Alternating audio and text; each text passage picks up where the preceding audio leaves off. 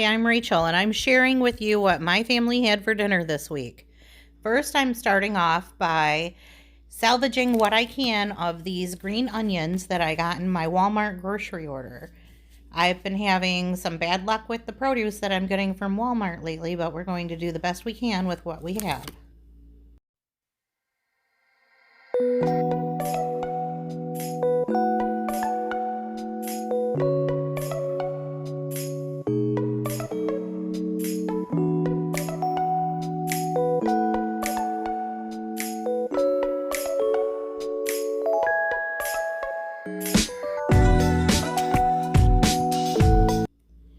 I got this one little head of broccoli in my grocery pickup order, and it was rubbery after a couple of days of being in my fridge. But I'm putting it in a pasta salad, so I'm chopping up the florets into really small pieces, and you can barely tell that it was on its last leg.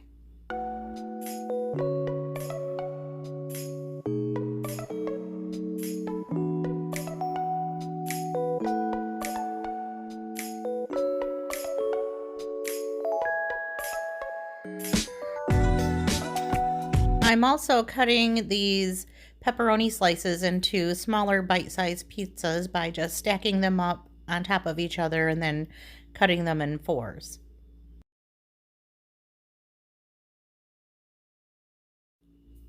Next, I'm just throwing everything into a large bowl.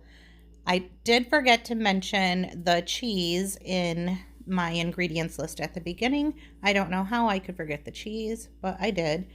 I'm using some marinated artichoke hearts, half a can of chickpeas, a whole container of feta cheese, and I'm giving it all a good toss together.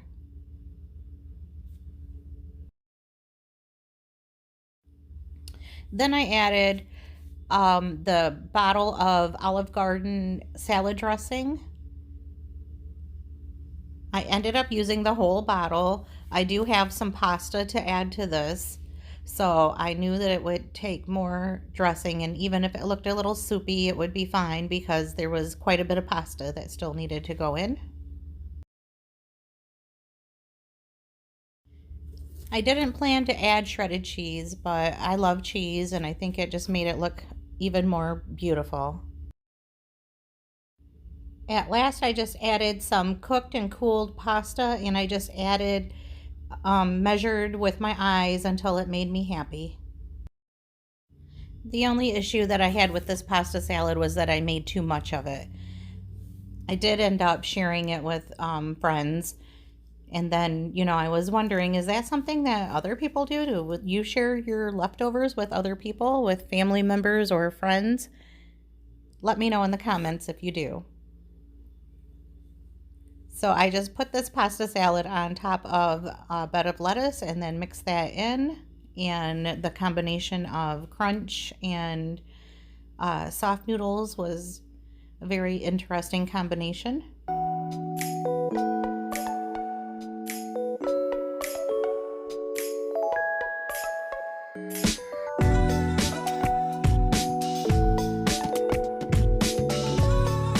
This was my husband's plate, and because of dietary restrictions, I can't eat lettuce, so I just had mine on the side. We had steaks that we grilled outside on our grill because we finally got nice weather. Our next meal was homemade pizza, and we have been working so much lately due to staffing shortages that I was just looking for something that was really easy in a way that I could cut a couple of steps by, not having to cook the meat ahead of time, something that I could make with rotisserie chicken or leftovers. So I picked up a rotisserie chicken from Sam's and I just pulled it off the bones and shredded it up into uh, pieces that I could mix in with the spinach and artichoke dip, which I also bought at Sam's. For the other pizza, I'm using leftover taco meat from last week when we had the nachos and the stuffed jalapeno peppers. When the evening was over, I just threw the leftover taco meat into a baggie and put it in the freezer. So on this night, I just took it out and thawed it and then made a taco pizza with it. I was a little concerned that the kids wouldn't like the chicken and spinach artichoke pizza. So I wanted to make sure that I had an alternative for them. It seems like I'm always making two separate dishes at dinner time because we have such a large family and everybody likes something different.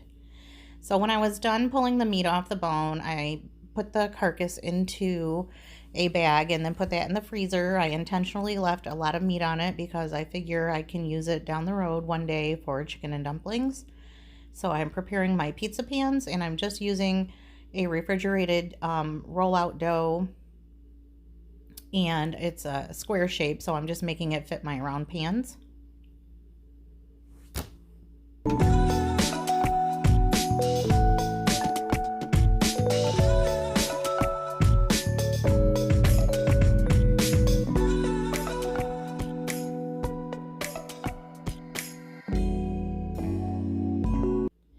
I just had to play with the dough a little bit to get them to fit the pans and to get the corners to round out a little bit, but it was very easy. I bought these pizza doughs and kept them in the fridge until a day that I knew that I would need an easy meal. I don't usually make homemade pizza or make my own pizza dough. We usually order pizza out if we ever eat it, but pizza isn't a meal that we have frequently.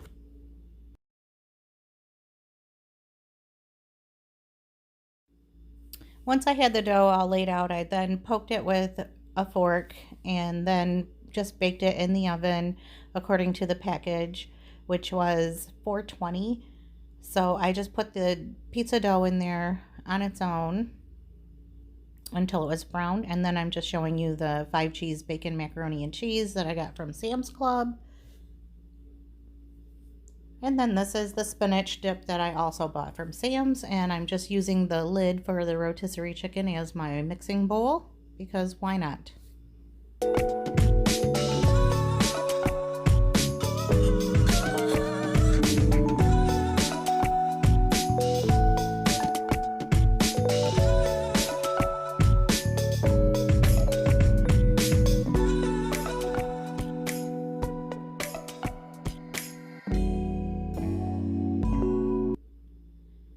For the taco pizza, I'm just using this can of Rico's nacho cheese, which I had in the back of my pantry.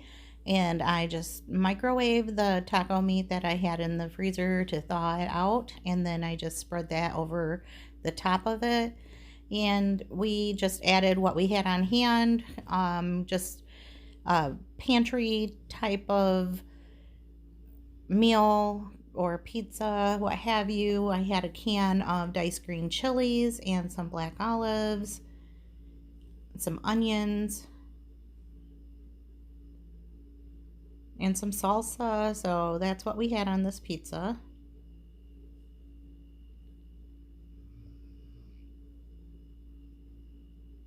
And I just topped it all with sorry, can't talk. Fiesta blend cheese. So for the chicken and spinach, it was really easy. I just spread the mixture across the dough until it was all covered.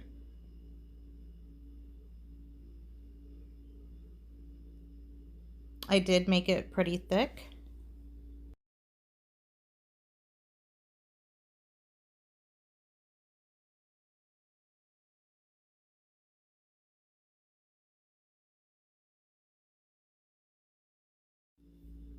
I also had a small can of mushrooms in the pantry, so I added those as well.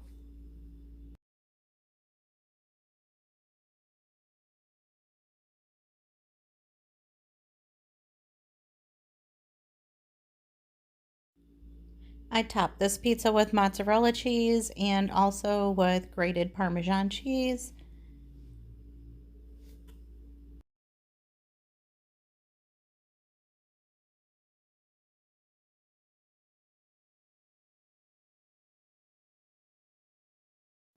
I took the macaroni and cheese out of the oven before I put the pizzas in. And here's what they look like after a lot of setting and resetting the timers on the oven and lifting the crust and peeping the bottom to see if it was done the way we like it, which is pretty well done.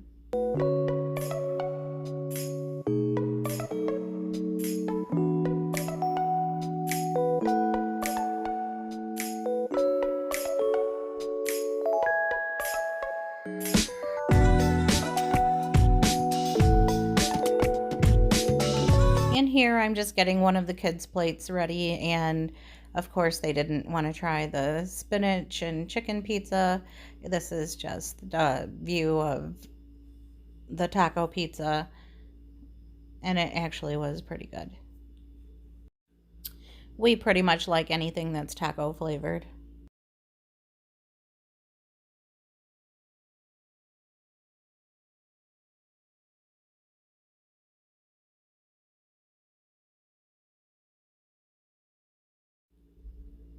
And this is the other pizza. It seemed like it puffed up after it baked in the oven for a while, and it ended up being a really thick pizza, but it was good.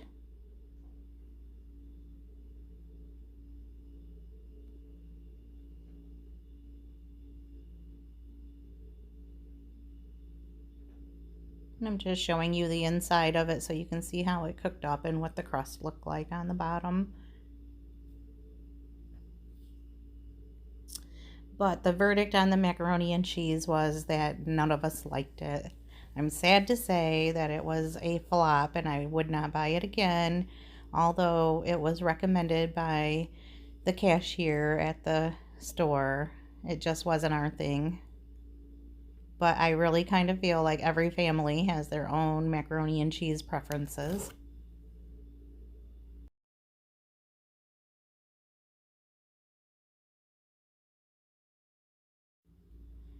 I have been in a huge Mexican food mood lately.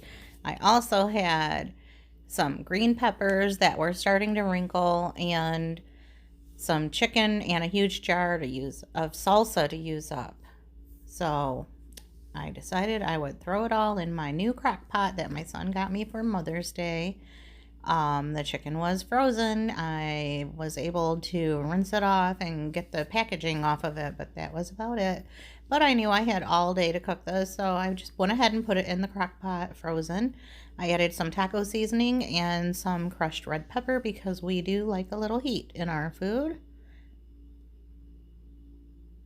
And so here I'm just getting those bell peppers chopped up before they ended up going bad. I hate when I buy vegetables and then they go to waste in my refrigerator. I always tell myself that I'm going to be a better person and that I'm going to get my life together and that I will start meal prepping and at least get my produce cut up and put in the fridge or in the freezer, but it hasn't happened yet. So I'm just throwing the onions and the green peppers on top of the chicken and the seasoning. I mean, everything in the bottom is kind of frozen, so there's not going to be any mixing happening. And then I just poured about a cup of that cilantro salsa from Sam's Club on top and put the lid on. So here I'm putting together another gadget that I got for Mother's Day, and I was really excited about it. It's a cheese grater and it has different blades so that you can also use it for vegetables or well, I promise you it is much easier to put together than I'm making it seem. I am the most awkward person.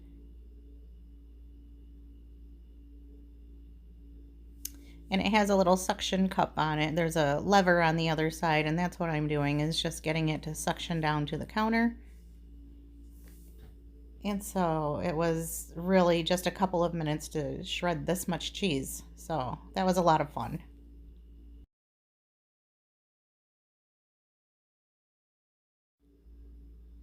At the 4 hour mark, I went back and I checked on my crock pot and put the rice and some water in there. That was about a pint mason jar glass of water that I added. And so I just kind of moved it around because by then my chicken is thawed out and cooked. So I just made sure that all the rice had some liquid covering it so that it could cook and soak it all up.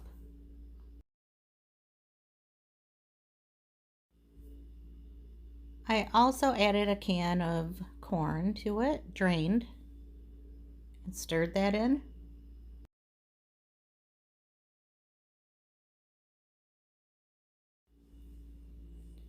And then that freshly grated cheese. Give it all a mix, and by this time the chicken was falling apart, all nice and shredded, and it was delicious. Of course, there were some people in the family who didn't like it. There always is. You can't please everyone. And I just had mine with some tortilla chips.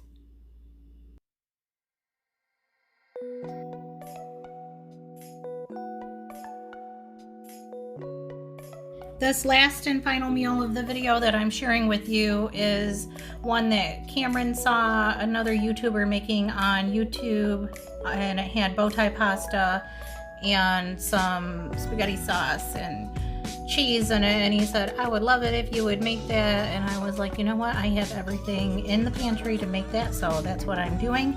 Here you see me removing the grease from this hamburger meat with a paper towel like I've seen other people do, and it really did work out well. In another pan, I'm sauteing Brussels sprouts in some bacon grease that I keep in the refrigerator, and then I am just pouring in a jar of Prego sauce into the hamburger and onions that I cooked already. Just giving that a swirl and getting it all mixed in, and then I added a can of mushrooms. And here I have a $1 loaf of French bread from Walmart, and I'm just going to slice that up to make some garlic and Parmesan cheese bread. Very easy. And to me, I think it tastes better than the store-bought, the frozen kind.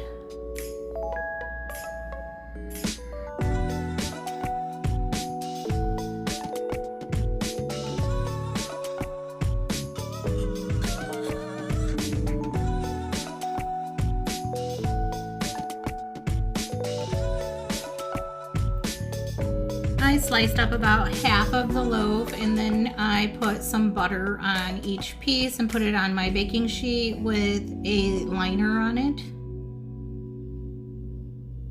And so here I'm just going over each piece of bread with some garlic powder on top of that butter. There are many ways to make garlic bread, but today I'm just using garlic powder and the grated Parmesan cheese. So my Brussels sprouts have been sauteing in the bacon grease, and they're done. I'm just going to turn them down on low. I'm getting them all together real close because I didn't want the Parmesan cheese to get in the bottom of the pan and just burn. I've been burning a lot of things lately, so I just doused a little Parmesan on top of those and called it good. I lost the footage where I drained and added the bow tie pasta, but you know what it is, so just add the pasta, and I put some cheese on top, and then I just put the pan into the oven to melt the cheese, which I guess I could have done that right on the stovetop. And there's the Parmesan Brussels sprouts. This is what my little bowl looked like. I sometimes will just pile everything in the same bowl, and that's how I eat food sometimes. My husband is exactly the opposite. He does not like his food to touch.